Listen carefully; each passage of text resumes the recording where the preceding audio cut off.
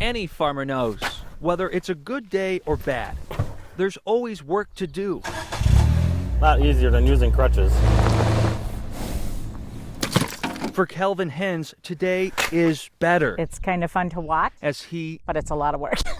and his wife Jackie finish morning chores. Yep. But, to be honest, Yep. January 3rd, she hit black ice. days have been pretty hard lately. It's been almost 4 months since their 16-year-old daughter, Jodine Hintz, was killed on her way to Plymouth High School. We had 2,600 people come through the funeral line that night, and that's not even including the ones that came and saw the line that was too long. Jodine Hintz was a passionate equestrian. She had a lot of people following her and a lot of role models that looked up to her. Riding, training, and showing horses since she was a little girl, starting with one horse at age 6. By 16, Hens was tending to a dozen. She was trying to do her best. And her best was pretty good, competing in just about every county fair and horse show she and her father could squeeze into a summer. Her trophies are inside. I'd take you up to her room, but her room is still the same way since she left it.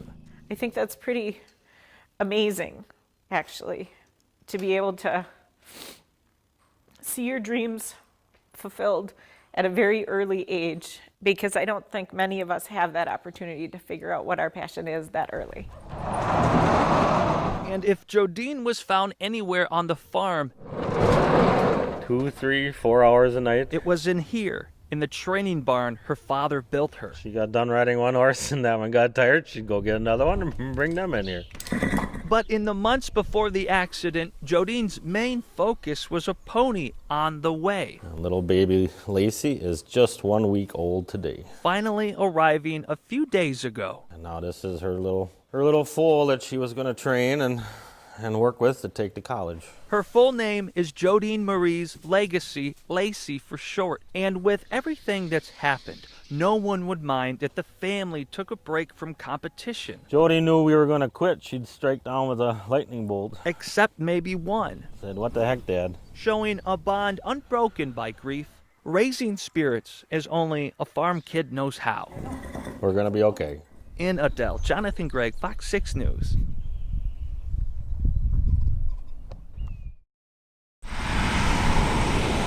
It's hard to beat the Wisconsin outdoors. He's a busy boy, he was. And for 23 years, it was nearly impossible to beat Sean Coffert to it. With his hunting and fishing with his friends and... The Sheboygan Falls native was a true outdoorsman. Him and his hunting pictures with his friends. A fact well documented by his aunt. As long as I can remember, since he was a small boy, he's been out in the woods. They know Him and his harvest. what he loved. Him and his fish. Him and his coon dogs. Yeah, But they don't know it's, it's kind of frustrating because exactly how Why he was walking home, his life ended. don't know. Just that he was hit on the side of the road. In the early morning hours of July 3rd, 2016, Sean Coffert was struck by a vehicle near Elkhart Lake, and the driver didn't stop. A gentleman who was going fishing, But a second driver did. pulling a boat, ran him over a second time. And he is the one who stopped and reported it. I believe his mother was called first, and then they called me, and then I had to go talk with them and everything, and it was not a good day. Since, the investigation has gone cold, so the family is offering a $9,000 reward. Get some information that would lead to a conviction. And that's the buck that's sitting in the tree with him. Morgan Glander knew her friend loved being outside, He was a storyteller, so all of his pictures told his stories. but didn't know In this. 2012. How well Hundreds he captured it. of photos of all his hunting, his fishing. Unbeknownst to the family, Sean Coffert had neatly filed away his adventures in half a dozen photo albums. Now I got something to look at. The pictures were discovered in a Plymouth storage locker in the days following his death. Seriously, I thought he was nuts. I was like, who takes this many pictures? But that was him. Kept everything documented. A life lived to the fullest, We live every day through his pictures. Out in the open air. That helps a lot. In Sheboygan County, Jonathon, Gregg, Fox 6 News.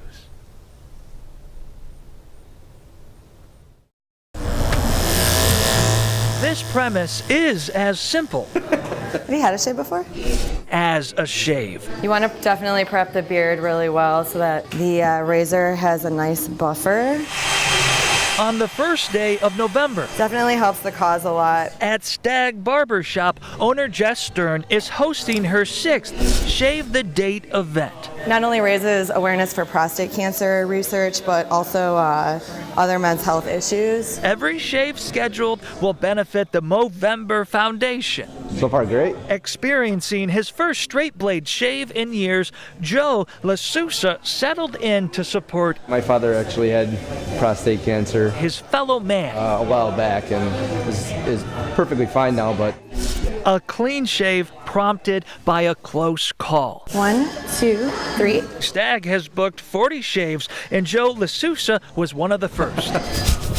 The business is also donating money from shoe shines. Wear them in, bring them in, carry them in, drop them off. Shave the Date is one of many events this month partnering with the organization Movember MKE. And believe it or not, I don't know how the shape is yet, but it's just starting to get in there. it's William Gennaro's first time wearing the Mo. And if it's not prostate cancer, some other kind of cancer. As hard as it may be to lose the beard, it's another step closer to gaining an edge. Cancer's a killer, and this is a way to deal with it.